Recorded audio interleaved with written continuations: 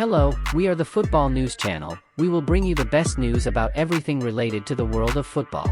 And today we start with the Premier League. Erling Haaland, Heung-min Son, and Evan Ferguson score 3 goals, consolidating the attackers' dominance. It was a historic day in the Premier League, with strikers scoring for fun, with the exception of Chelsea at Stamford Bridge.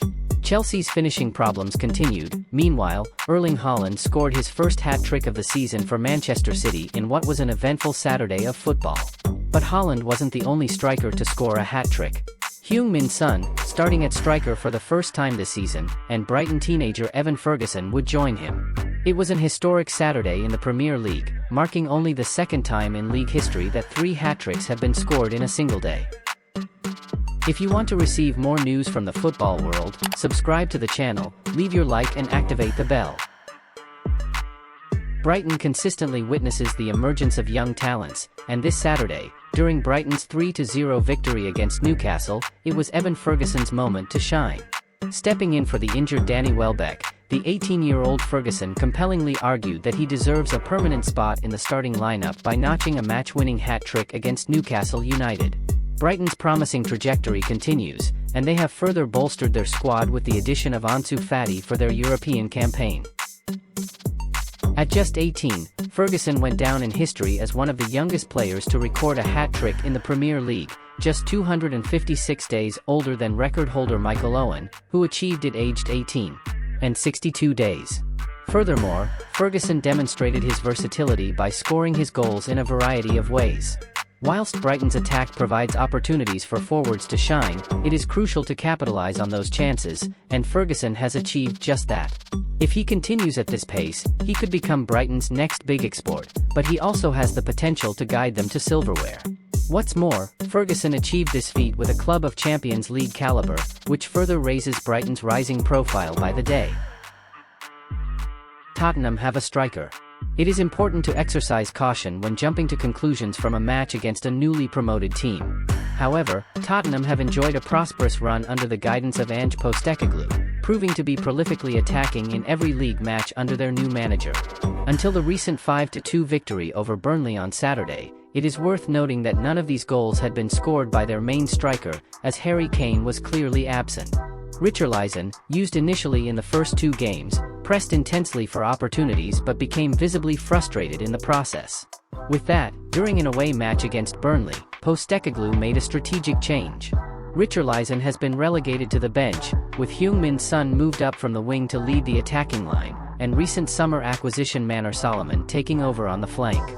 This decision was rewarded with a brilliant performance, culminating in a hat-trick for Son and 2 assists for Solomon. By scoring his first goals of the season, Son demonstrated why he was often in the center of attack when Kane was absent in previous years. Furthermore, Solomon's assists indicate he is reclaiming that role following his league debut for the club. Although Brennan Johnson was an addition during the transfer window, his adaptation tends to go smoother if he can be gradually incorporated, with Solomon contributing, while Son and James Maddison take responsibility for scoring goals. With a 4-game unbeaten run behind them, Postecoglou appears to be making the right decisions for Spurs. Chelsea are still looking for a striker. Chelsea's quest for an elite striker has been a constant narrative since the departure of Diego Costa after the 2016-17 season, and the Blues continue in that quest. While Christopher Nkunku was expected to play a role in that solution, his injury will keep him out until January, leaving the responsibility in the hands of Raheem Sterling and Nicholas Jackson. The pair had 7 shot opportunities, occupying promising positions, but none of them found the target, with some shots even surprisingly missing the target.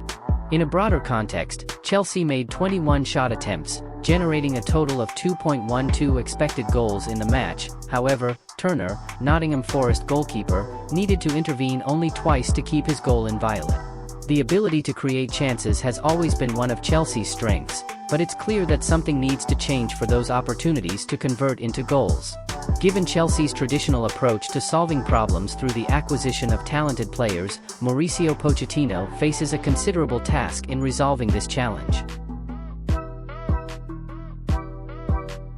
Haaland is regaining his form. After an underwhelming start to the season, by his own standards, Haaland, the tireless goalscorer, is back at Manchester City. Even though they allowed Tim Ream to score, City still managed to score 5 times in the match, making the goal conceded a mere detail. Although Fulham played without João Palhinha due to a botched transfer to Bayern Munich, the second half was entirely dominated by City.